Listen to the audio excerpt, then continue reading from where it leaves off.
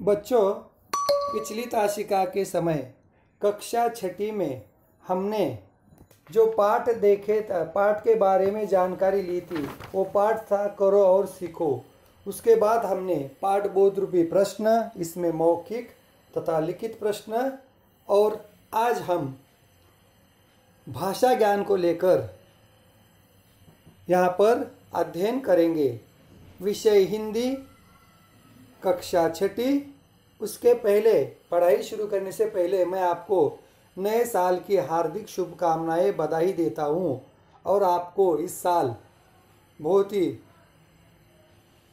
खुशी लेकर आए, ये शुभकामनाएं मैं आपको देता हूँ, आपके प्रति व्यक्त करता हूँ। आपको तथा आपके माताजी, पिताजी, आपके घर वाले सदस्यों को, सभी को नूतन वर्ष की शुभकामना। आगे सोचे और चर्चा करें। आनंद के पिता नहीं चाहते थे कि आनंद पढ़ाई लिखाई छोड़कर कपड़ा बुनना सीखे। क्या ये उचित था? ख. शिक्षा जीवन से जुड़ी हो, यह क्यों आवश्यक है? ग. केवल पुस्तकों द्वारा शिक्षा प्राप्त करना या काम करके सीखते हुए शिक्षा प्राप्त करना, आप किसके पक्ष में है? काम करके शिक्षा प्राप्त करना, केवल पुस्तकों द्वारा शिक्षा प्राप्त करना, इसमें काम करके सीखते हुए शिक्षा प्राप्त करना अच्छा है, क्योंकि व्यवहारिक ज्ञान, जीवन शिक्षा का ज्ञान हमें मिलता है। जीवन से जुड़ी हो, ये क्यों आवश्यक है? क्योंकि हर एक व्यवसाय, व्यवहार करने के लिए हमें जो शिक्षा देते हैं वो हमारे व्यवहार से जुड़ी होनी चाहिए। और आनंद के पिता चाहते थे कि वह पढ़ाई लिखाई के साथ साथ कपड़ा बुनने की भी कला सीखे। इसीलिए तो वो आनंद के पिता आनंद को कहते हैं कि पढ़ाई लिखाई छोड़कर तुम सूत क्यों काट रहे हो। तब आनंद उन्हें बताता है। 2. प्रधानाचार्य के विषय में अपने विचार लिखे। प्रधानाचार्य बहुत ही बड़े अनुभवी और स्कूल को चलाने वाले एक सक्षम मुख्याध्यापक है। प्रधानाचार्य ने आनंद के पिता के सभी सवालों के जवाब दिए तथा अपने स्कूल के बारे में प्रधानाचार्य जी ने बहुत ही अच्छी जानकारी दी, और साथ में स्कूल की पढ़ाई और पढ़ाई के साथ कौन सा व्यावहारिक कौशल्य, कौन सी जीवन शिक्षा दी जाती है, जैसे पेड़ पौधे लगाना, खेती करना, साथ में कपड़ा बुनना आदि जो व्यावसायिक कौशल्य है, जो बच्चों को आत्मनिर्भर बनाने में सक्षम है, इन्हीं के बारे में पूरी जानकारी दी। इसलिए प्रधानाचार्य बहुत ही सक्षम व्यक्ति है। भाषा ज्ञान, दिए गए वाक्यों के सामने क्रिया के सही काल का नाम लिखे। क. इससे हमारे बच्चों को क्या लाभ होगा? भविष्यकाल, हम उनका मार्गदर्शन करते हैं। वर्तमान काल, वे पाठशाला के बगीचे में गए। वर्तमान काल, ये शिक्षा जीवन से जुड़ी हुई है। वर्तमान काल, उनके मन में संतोष था। भूतकाल। आगे पन्ना नंबर 94 पे दिए गए शब्दों के बहुवचन रूप लिखे। तस्वीर, तस्वीरें, चटाई, चटाइयाँ, उक्ति, उक्तियाँ, यात्रा, यात्राएं, पुस्तक में, पुस्तकों में, बच्चे ने, बच्चों ने, त्योहारों में, विषय में, विषयों में, त्योहार में, त्योहारों में। 3. प्रश्न अनेक उत्तर। एक many questions for one answers. एक ही उत्तर के लिए कई तरह से प्रश्न पूछे जा सकते हैं। जैसे उत्तर: आनंद की पढ़ाई लिखाई के बारे में जानने के लिए पिता पाठशाला में गए। प्रश्न 1, आनंद के पिता कहाँ गए? पाठशाला में। प्रश्न 2, आनंद के पिता पाठशाला क्यों गए? आनंद की पढ़ाई के बारे में जानकारी लेने। प्रश्न 3, पिताजी क्या जानना चाहते थे? पिताजी पाठशाला में क्या क्या पढ़ाया जाता है ये जानना चाहते थे। इसलिए उत्तर एक ही है, लेकिन सवाल अलग अलग तरह से किए जा सकते हैं।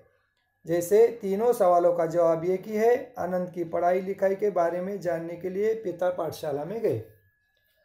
आप भी एक उत्तर लिखें और उसके कम से कम 3 प्रश्न बनाएं। जैसे बच्चों की पढ़ाई लिखाई समय पर तथा अच्छी हो, इसका ध्यान प्रधानाचार्य हमेशा रखते थे। बच्चों की तरफ ध्यान कौन देते थे? प्रधानाचार्य। बच्चों की अच्छी पढ़ाई इसलिए कौन स्कूल में काम करते थे? प्रधानाचार्य। स्कूल में समय पर कौन आते थे? प्रधानाचार्य। सही शब्द चुनकर वाक्य पूरे करें। आप स्वयं ही देख लीजिए। अभी भी मेरे मन में प्रश्न उठ रहा है, सिर्फ बच्चे ही गाएंगे और कोई नहीं? पढ़ना लिखना तो भी आना चाहिए, पढ़ना लिखना भी आना चाहिए, इससे आत्मविश्वास भी बढ़ता है। तो भी ही ये शब्द निपात कहलाते हैं। वाक्यों में किस पद पर बल देने के लिए जिस शब्द का प्रयोग किया जाता है उसे निपात कहते हैं। जैसे ही, आप स्वयं ही देख लीजिए, अब भी मेरे मन में प्रश्न उठ रहे हैं, सिर्फ बच्चे ही गाएंगे, पढ़ना लिखना भी आना चाहिए, इससे आत्मविश्वास भी बढ़ता है। तो भी ही ये शब्द निपात है। वाक्य में किसी पद पर बल देने के लिए जिस शब्द का प्रयोग किया जाता है उसे निपात कहते हैं, और वो शब्द होते हैं तो भी ही। आगे दिए गए शब्दों को शब्दकोश के क्रम से लगाए। जैसे त्योहार, भाग, हम, ज्ञान, जीवन, महत्व, सही, सभा, एक, ठंड। असेंडिंग ऑर्डर के माध्यम से इसे लगाना है। सही विराम चिन्ह लगाए। मैं आपका तात्पर्य नहीं समझा।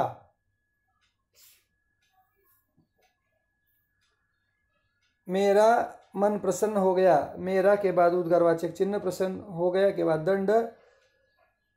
मैं आपका तात्पर्य नहीं समझा, क्वेश्चन मार्क। प्रधानाचार्य ने कहा, यह हमारे देश के मूल व्यवसाय है। द्वैरय चिन्ह में लिखकर है के आगे पूर्ण विराम यानी दंड देना। क्या इतना काफी नहीं? प्रश्नार्थक चिन्ह। इन विषयों का ज्ञान बच्चे कैसे प्राप्त करेंगे? इन विषयों का ज्ञान के बाद स्वल्प विराम, बच्चे कैसे प्राप्त करेंगे? पूर्ण विराम करेंगे के बाद। वर्ग पहेली भरे, कंप्लीट द क्रॉसवर्ड। बाएं से दाएं, ऊपर से नीचे देखो। छिपना, पतंग, कलम, लीची, नल, हीरा।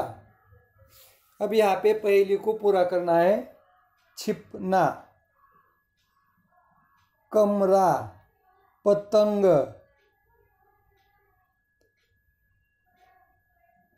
उसके बाद नल, हीरा, उसके बाद खीरा, कमरा, उसके बाद कलम।